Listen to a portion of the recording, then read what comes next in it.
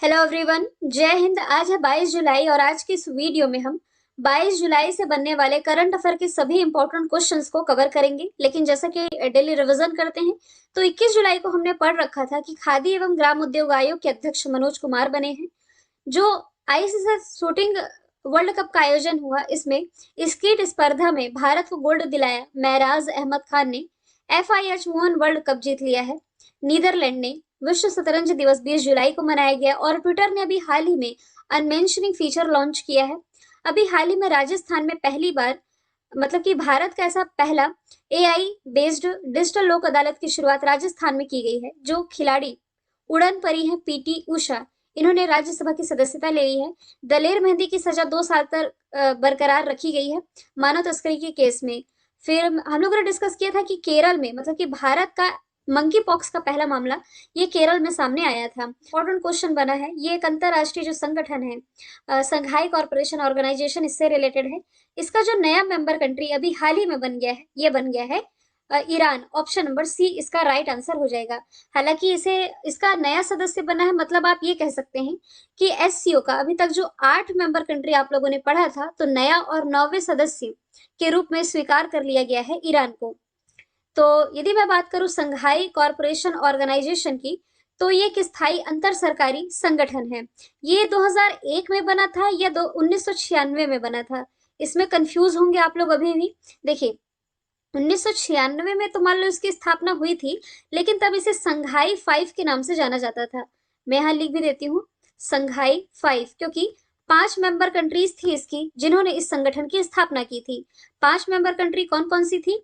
Kazakhstan, China, Kyrgyzstan, Russia और last में Tajikistan इसके संस्थापक देश थे। लेकिन 2001 में इसका एक नया मेंबर कंट्री शामिल हुआ। कौन सा नया मेंबर कंट्री? उज्बेकिस्तान। और उज्बेकिस्तान के शामिल होने के बाद ही इसका नाम संघाई कॉर्पोरेशन ऑर्गेनाइजेशन पड़ा। तो ये क्या हुआ, अभी तो 6 ही मेंबर कंट्री हुई, 1 2 3 4 5 6। और भारत तो इसका सदस्य है, तो भारत कहाँ गया? आप लोग ये याद रख लो कि 2017 में इसकी 2 नई मेंबर कंट्री बनी। एक तो इंडिया, दूसरा पाकिस्तान। तो यदि आपसे पूछा जाए भारत इसका सदस्य कब बना, तो ये बना 2017 में। जो संघाई कॉर्पोरेशन ऑर्गेनाइजेशन है, ये अपने सदस्य देशों के बीच में पारस्परिक जो संबंध है, चाहे वह एनर्जी को लेकर के हो, चाहे रिसोर्सेस को लेकर हो, टूरिज्म यानी कि पर्यटन, या पर्यावरण संरक्षण को लेकर के हो, इन सभी संबंधों को आगे ले जाना, यही मेन पर्पस है इसके मेंबर कंट्रीज का। और दोनों जितने भी इसके मेंबर कंट्रीज हैं, इनके बीच में ट्रेड को भी किस तरह से बढ़ावा दिया जा सकता है, इसी पर्पज से इसकी मीटिंग भी समय समय पर आयोजित की जाती है। तो अभी इसका नया मेंबर कंट्री बना है ईरान। तो इंडिया के पर्सपेक्टिव में यदि आप देखेंगे ना, तो ये है ईरान की लोकेशन। ईरान की कैपिटल हो जाएगी तेहरान, करेंसी हो जाएगी ईरानी रियल। अच्छा, ईरान का ही ना एक पोर्ट आप याद रख लो यहाँ से, चाबहार पोर्ट, जिस पर भारत इन्वेस्ट करने वाला था, जिसके कारण ये न्यूज में भी आया था।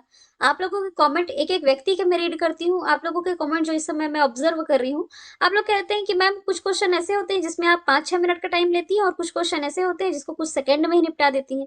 आप मुझे इसी क्वेश्चन से रिलेट करके बताओ कि संघाई कॉर्पोरेशन ऑर्गेनाइजेशन इंपॉर्टेंट संगठन है, अब इसका डिस्कशन आया है, तो मैंने इसको मान लो थोड़ा देर एक्सप्लेन कर भी दिया। और कुछ जो इंपॉर्टेंट क्वेश्चन नहीं होते, जैसे कि इंपॉर्टेंट डेज और थीम से रिलेटेड, मान लो इंपॉर्टेंट है वो, तब भी उसमें 20 सेकंड से ज्यादा टाइम देने की जरूरत है नहीं कि भाई ये इंपॉर्टेंट डे है और ये इसकी थीम रही है। ठीक है, तो डिपेंड करता है क्वेश्चन की क्वालिटी पर, उस हिसाब से मैं समय देती हूँ, तो इसके लिए आप परेशान मत हुआ करिए। ठीक है, अब संघाई कॉर्पोरेशन ऑर्गेनाइजेशन की स्थापना की हमने बात कर ली है।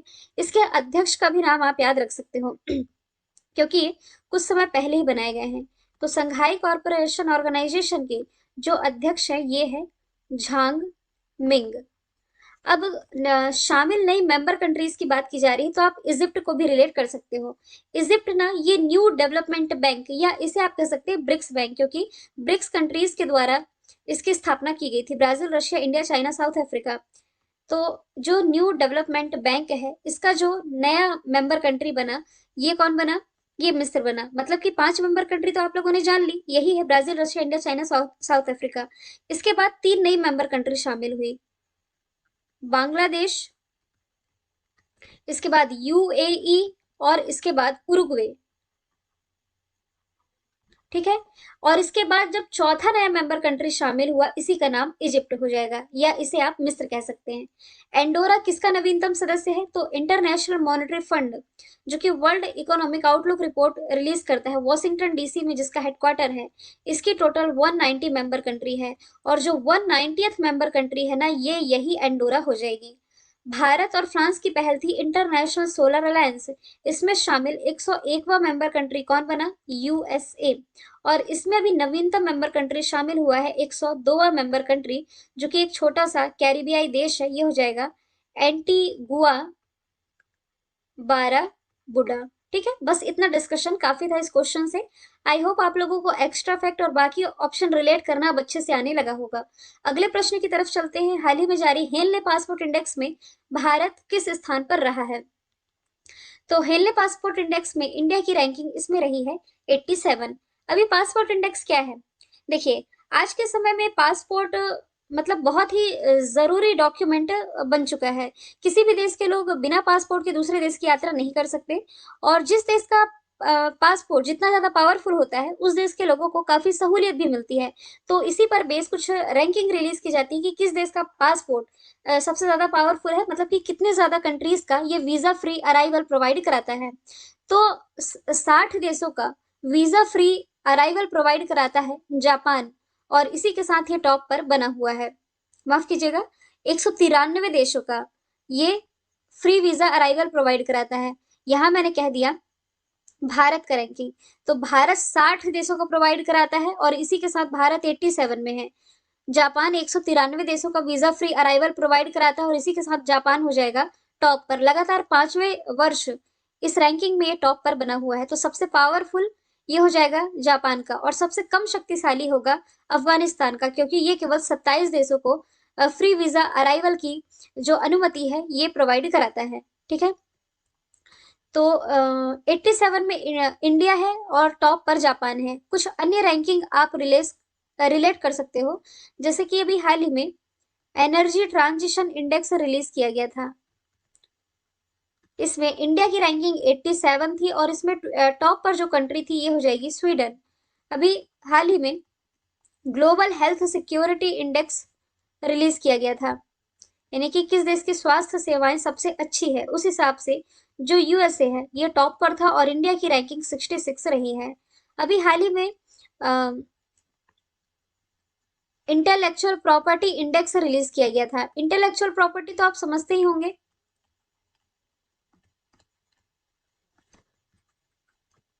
बौद्धिक संपदा सूचकांक।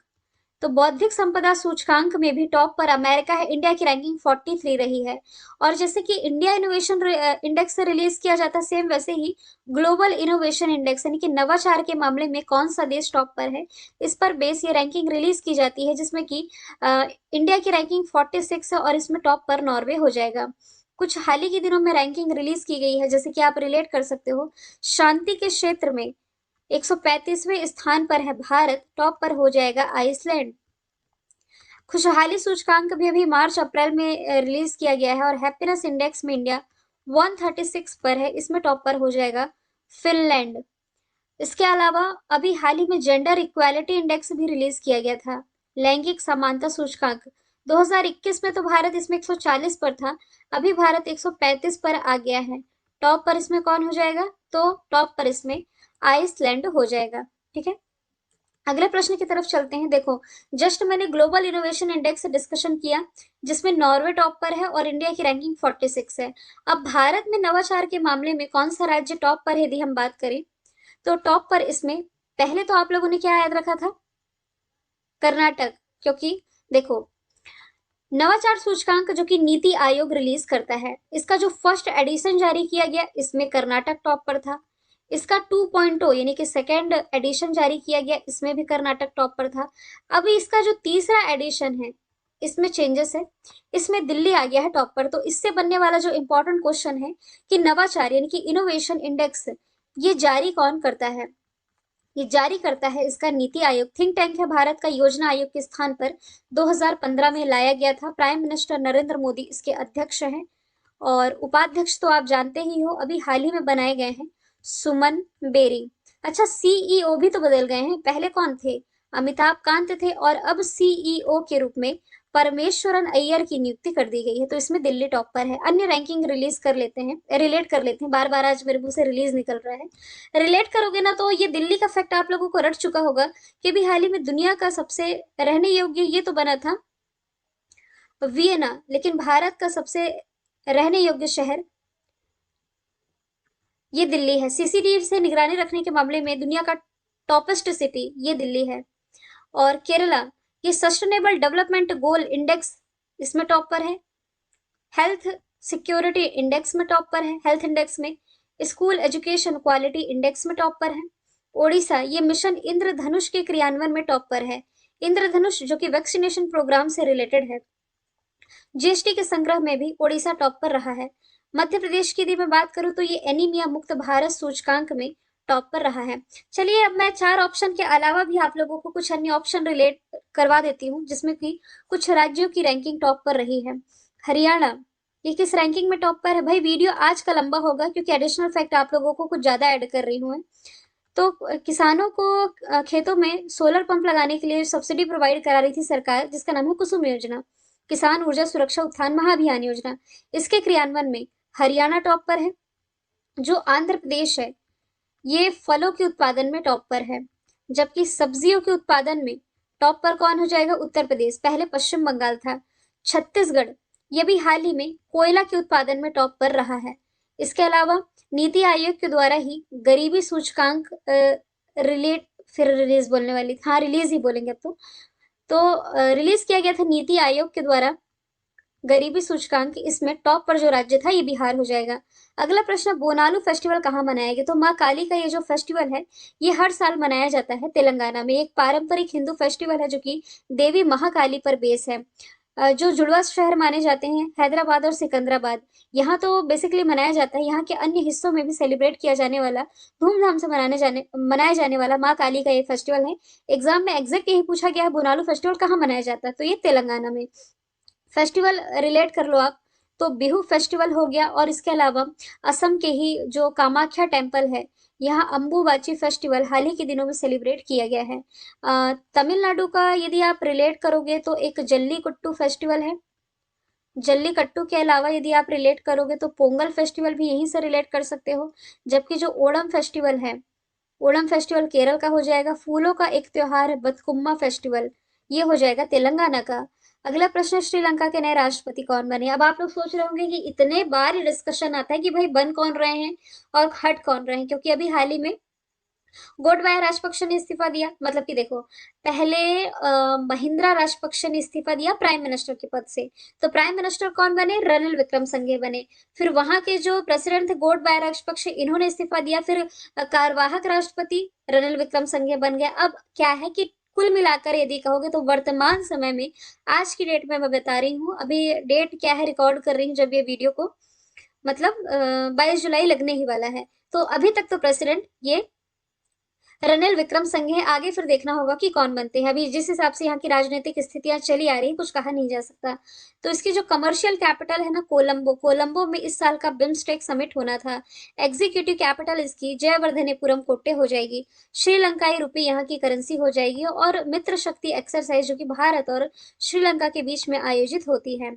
और श्रीलंका का डिस्कशन वैसे हम करते ही रहते हैं कि मन्नार स्ट्रेट या पाक की खाड़ी है, जो गल्फ ऑफ मन्नार या पाक स्ट्रेट, ये दोनों ही इंडिया और श्रीलंका के बीच में स्थित है। इमैनुअल मैक्रोन, ये फ्रांस के दोबारा से राष्ट्रपति बनाए गए हैं। यायर लैपिड, ये कहाँ के प्रधानमंत्री बने हैं? ये प्रधानमंत्री बने हैं इजराइल के। पहले कौन थे? Naftali Bennett. और शाहबाज शरीफ ये पाकिस्तान के बन गए हैं प्रधानमंत्री। फोर्ब्स के द्वारा रियल टाइम अरबपतियों की लिस्ट जारी की गई। इसमें दुनिया के चौथे सबसे अमीर व्यक्ति कौन बने हैं? हम चौथा क्यों डिस्कस कर रहे हैं, पहला क्यों डिस्कस नहीं कर रहे हैं? क्योंकि अब जो चौथे अमीर व्यक्ति बन गए दुनिया के, ये भारतीय हैं। कौन भारतीय बने हैं? तो तरक्की कर रहे हैं गौतम अडानी। गौतम अडानी दुनिया के शीर्ष अरबपतियों की लिस्ट में अब आ गए हैं चौथे स्थान पर। और चौथा स्थान पाने के लिए इन्होंने माइक्रोसॉफ्ट के जो संस्थापक है बिल गेट्स, इन्हें पीछे छोड़ दिया है। ठीक है, अडानी ग्रुप इन्हीं की है, अडानी एनर्जीज इन्हीं की है। हाल ही के दिनों में मुंबई एयरपोर्ट का चार्ज इन्हें दिया गया है और जयपुर का भी इन्हें मिल चुका है। मतलब हर तरीके से ना, वो कौन सी कहावत है कि पांचों उंगलियां घी में और सर कढ़ाई में, ऐसे ही कुछ है ना, वही दिन चल रहे हैं इनके। मुकेश अंबानी ये एशिया के सबसे अमीर व्यक्ति होते थे, लेकिन अब मुकेश अंबानी और गौतम अडानी के बीच में ना तगड़ा कंपटीशन, किसी के शेयर बढ़ गए तो आगे पीछे ये होते रहते हैं। तो ये रिलायंस इंडस्ट्रीज लिमिटेड से हो जाएंगे। रतन टाटा, ये टाटा ग्रुप के वैसे यदि आप कहोगे तो मेरे नजर में सबसे अमीर व्यक्ति यही है, मतलब इतना ज्यादा ये डोनेट करते हैं ना, मतलब संपत्ति इकट्ठी करते नहीं, और लेजेंड व्यक्ति हैं, भारत रत्न के पूरे रूप से दावेदार व्यक्ति रतन टाटा। इन्हें अभी हाल ही में असम वैभव पुरस्कार से सम्मानित किया गया है। रियल में यदि कंट्री के योगदान दिया है जिन्होंने, मतलब कि कंट्री के डेवलपमेंट में सही मायने में यदि किसी व्यक्ति ने कंट्रीब्यूट किया है तो ये लेजेंड रतन टाटा है। मैं हमेशा ही रतन टाटा के बारे में जब भी डिस्कशन करती हूँ तो इनके नाम के आगे लेजेंड जरूर यूज करती हैं, क्योंकि ये डिजर्व करते हैं व्यक्ति। इनकी आप बायोग्राफी बायोग्राफी पढ़िएगा, एकदम खुश हो जाएंगे आप पढ़ के, क्या जिंदगी जी है इन्होंने। अजीम प्रेम जी, विप्रो के संस्थापक। अगला प्रश्न है, इंपॉर्टेंट मार्क करें, भारत की 15वीं राष्ट्रपति कौन बनी है? तो भारत की पहली महिला आदिवासी राष्ट्रपति बन गई है द्रौपदी मुर्मू। वेंकैया नायडू अभी तक वाइस प्रेसिडेंट है, लेकिन अब चेंज हो सकते हैं, क्योंकि एनडीए की तरफ से जो दावेदार है ये जगदीप धनखड़ है। अनुसुईया उइके ये हैं छत्तीसगढ़ की उप राज्यपाल, और आनंदीबेन ये यूपी की राज्यपाल है। अब देखो इस क्वेश्चन की जो डिटेल में मैंने ब्लैंक पेज छोड़ा है। ब्लैंक पेज क्यों छोड़ा है? क्योंकि मैं आप लोगों को राष्ट्रपति पद से रिलेटेड कुछ इंपॉर्टेंट चीजें बताना चाहती हूँ, क्योंकि जब ये शपथ लेंगी फिर इनका कुछ बायोग्राफी या इनसे रिलेटेड, इनके जीवन से रिलेटेड कुछ बातें ये तो हम आगे भी डिस्कस कर लेंगे। अभी राष्ट्रपति के चुनाव संपन्न हुए हैं ना, तो इनसे रिलेटेड कुछ बातें यहाँ मैं लिख देती हूँ। First time blank page add कर रही हूँ। आर्टिकल 52 से 62 में राष्ट्रपति पद के बारे में बताया गया है। संविधान के 22 भाग आप लोगों ने पढ़े होंगे, है ना? 22 भाग, मतलब मूल संविधान में तो 22 पढ़े, इसके बाद इसका जो भाग 5 है, भाग 5, इसमें जो केंद्रीय प्रशासन है ना, इसी केंद्रीय प्रशासन में 52 से 62 में उल्लेख है राष्ट्रपति के बारे में। शॉर्ट में लिखूंगी, ज्यादा नहीं लिखूंगी। कहा गया पेन, ये है आर्टिकल 52, इसमें उल्लेख है राष्ट्रपति के पद के बारे में। थोड़ा टाइम लूंगी भाई, ताकि आप लोगों को समझ में आ सके। राष्ट्रपति का पद कहाँ से लिया गया है? यूएसए के संविधान से प्रेरित है। लेकिन एक चीज जरूर याद रखना कि ये इसका जो संवैधानिक स्थिति है, ये ब्रिटेन की महारानी के समतुल्य है, मतलब कि ये नाम मात्र का कार्यपालिका का प्रमुख होता है। संवैधानिक स्थिति ब्रिटेन की महारानी के समतुल्य, क्योंकि प्रधानमंत्री जितने भी प्रमुख कार्य करते हैं ये राष्ट्रपति के नाम पर ही करते हैं, तो ये औपचारिक प्रमुख आप इन्हें कह सकते हैं। फिर आर्टिकल 53 है। यदि आप 53 आर्टिकल यहाँ पढ़ाने लग गए तो आज की क्लास यही समझ लीजिए 1 घंटे की हो जाएगी। कार्यपालक शक्तियां, इसका उल्लेख है आर्टिकल 53 में। इसकी कंप्लीट क्लास ली जा सकती है, जितनी पावर मिलती है प्रेसिडेंट को। ठीक है, क्लियर ही लिखूं चीजें, क्योंकि ब्लैंक पेज आप लोग पढ़ोगे फिर बोलोगे मैंने स्पष्ट नहीं लिया। आज बस मैनेज कर लीजिए, क्योंकि आज की क्लास मुझे लग रहा है लंबी जाएगी। कार्यपालक शक्तियां, देखिए कार्यपालिका लिख दिया है मैंने, माफ कीजिएगा।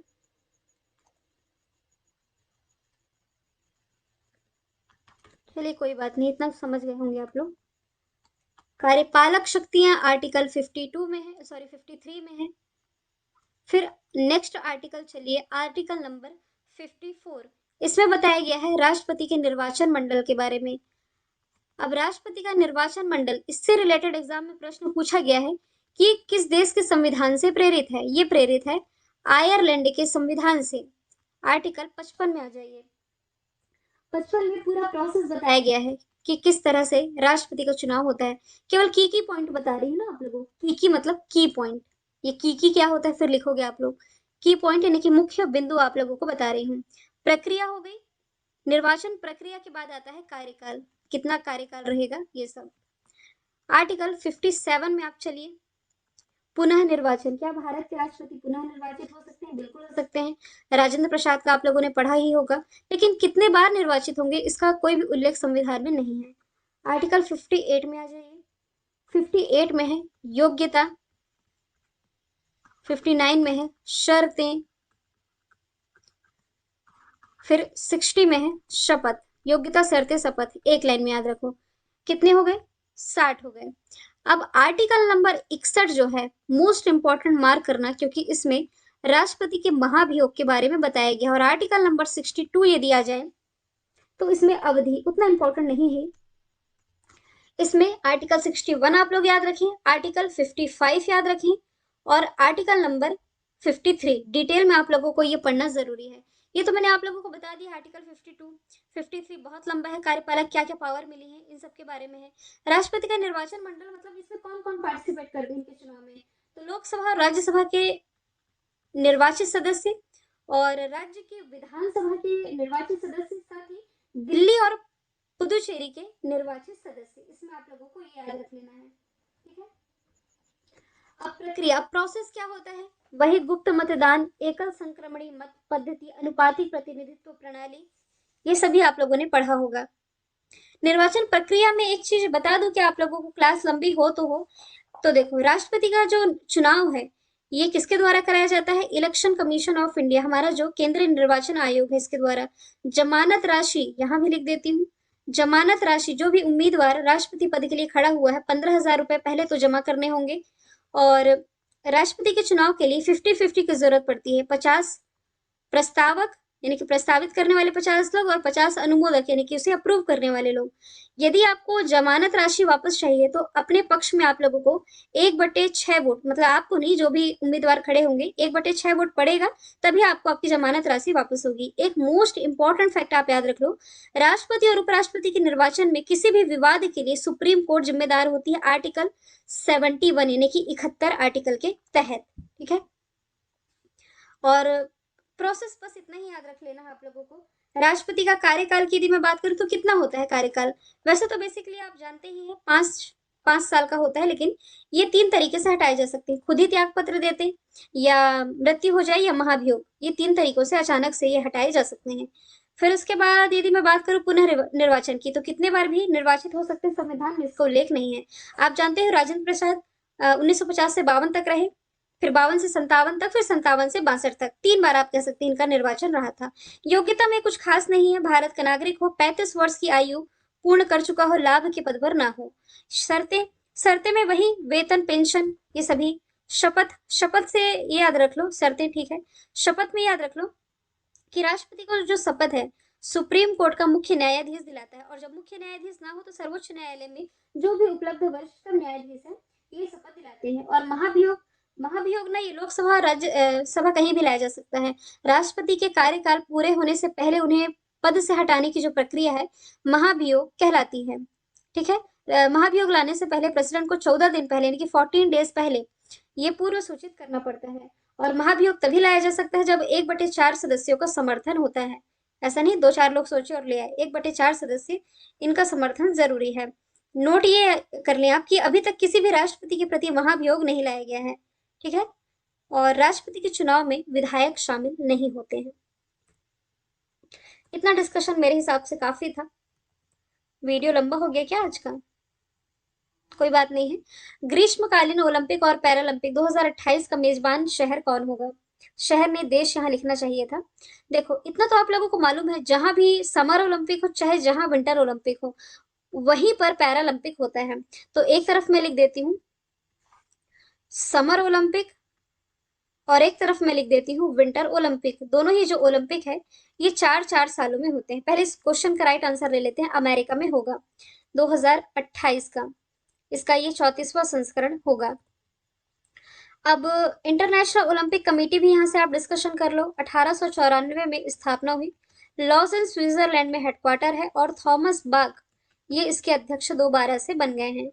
अब ओलंपिक के 5 रिंग के बारे में पहले भी बताया है मैंने, लेकिन आज ये डिफरेंट रिंग ऐड की है ताकि आप लोगों को ये अच्छे से समझा सकूं कि ये 5 रिंग 5 महाद्वीप को रिप्रेजेंट करती है। ब्लू यूरोप को, ब्लैक अफ्रीका को, अमेरिका को रिप्रेजेंट करती है ये रेड रिंग, एशिया को प्रेजेंट करती है येलो रिंग, और जो ओशिनिशिया वाला क्षेत्र है इसे ग्रीन रिंग के द्वारा प्रदर्शित किया जाता है।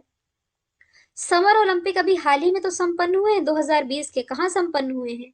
जापान के टोक्यो में। अब जो नेक्स्ट होगा 2024 का, ये आयोजित किया जाएगा फ्रांस के इटली में। अब क्वेश्चन क्या है, समर ओलंपिक से ही रिलेटेड है, तो इससे 4 साल बाद यानी कि 2028 में ये होस्ट किया जाएगा अमेरिका में। ये क्लियर हुआ। अब आ जाइए विंटर ओलंपिक में। तो विंटर ओलंपिक 2022 हाल ही में संपन्न हुए हैं चाइना के बीजिंग में। 4 साल बाद यानी कि 2026 में ये आयोजित किया जाएगा इटली के मिलान में। इससे नेक्स्ट होगा 2030 में। 2030 में जहां कंफर्म होगा ये मैं अपडेट कर दूंगी। इंडिया क्या होस्ट करेगा? आईसीसी मेंस वर्ल्ड कप 2023 अगले साल। Qatar FIFA mains world cup इस साल का होस्ट कर रहा है। चाइना तो एशियाई गेम्स है जो 19वें एशियाई गेम्स चाइना के होंगजो में होंगे 2023 में, होने इसी साल थे, कोरोना कारण पोस्टपोन हुआ। अंतिम प्रश्न नेल्सन मंडेला से है कि नेल्सन मंडेला दिवस कब मनाया जाता है? 18 जुलाई को। इस प्रश्न में मैं बिल्कुल टाइम नहीं लूंगी क्योंकि पहले से ही पढ़ा चुकी हूँ। इस बार की थीम थी do what you can with what you have where you are. ठीक है। साउथ अफ्रीका के पहले अश्वेत राष्ट्रपति थे, रंगभेद के खिलाफ इन्होंने लड़ाई लड़ी थी, पढ़ा चुकी हूँ। अंतर्राष्ट्रीय न्याय दिवस 17 जुलाई, मलाला दिवस 12 जुलाई, अंतर्राष्ट्रीय जनसंख्या दिवस 11 जुलाई। कल मैंने आप लोगों से पूछा था कि किस देश ने भारत को पहली बार सीमेंट का निर्यात किया? राइट आंसर नेपाल था। आज का सवाल है, भारत की पहले स्वदेशी रूप से विकसित लिथियम आयन सेल NMC 2170 की पेशकश किस कंपनी ने की है? आंसर कमेंट बॉक्स में बताएंगे। अपना फीडबैक देना बिल्कुल ना भूलें। फिर मिलेंगे नेक्स्ट वीडियो के साथ। Thank you so much.